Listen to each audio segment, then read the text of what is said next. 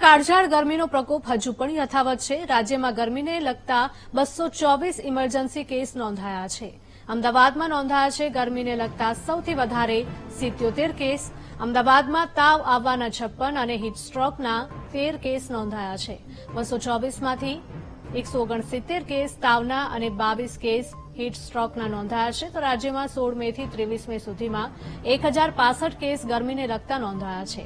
851 case તાવના જ્યારે હીટસ્ટ્રોકના 57 case નોંધાયા।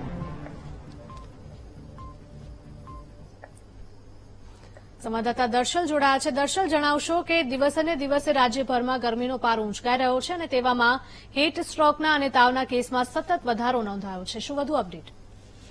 જી, જે પ્રકારે ગરમી સતત વધી રહી છે અને ગુરુવારે ગરમીના તમામ રેકોર્ડ રાજ્યના અહીંયા આ વર્ષે તૂટી ચૂક્યા છે, કારણ કે લગભગ 46 ડિગ્રી જેટલું તાપમાન અમદાવાદમાં જે છે તે નોંધાઈ ચૂક્યું છે। આ તાપમાન વચ્ચે ગરમીને લગતા હીટસ્ટ્રોકને લગતા કેસમાં પણ વધારો નોંધાયો છે। 108 ઇમરજન્સી તરફથી જે આંકડા મળી રહ્યા છે તે પ્રમાણે 23 મે ગુરુવારના રોજ અમદાવાદની અંદર 77 જેટલા કેસ ગરમીને લગતા નોંધાયા છે, જ્યારે ગુજરાતમાં 224 કેસ છે અને તેમાં પણ એક સપ્તાહમાં સૌથી વધારે હીટસ્ટ્રોકના કેસ આ ગુરુવારના રોજ નોંધાયા છે, જેમાં 77 કેસમાંથી 13 કેસ હીટસ્ટ્રોકના અને સૌથી વધારે તાવ આવવાના 56 કેસ। અને તે જ પ્રકારે ગુજરાતમાં 224 કેસમાંથી 22 કેસ હીટસ્ટ્રોકના અને 169 કેસ તાવ આવવાના નોંધાયા છે। એટલે કે ગુરુવારે જે પ્રકારે ગરમી પડી છે તે ગરમીએ આ વખતની ગરમીના રેકોર્ડ અને જે હીટસ્ટ્રોકના રેકોર્ડ પણ જે છે તે એ દિવસના તોડી નાખ્યા છે। એટલે કે ગરમી ખૂબ પડી રહી છે।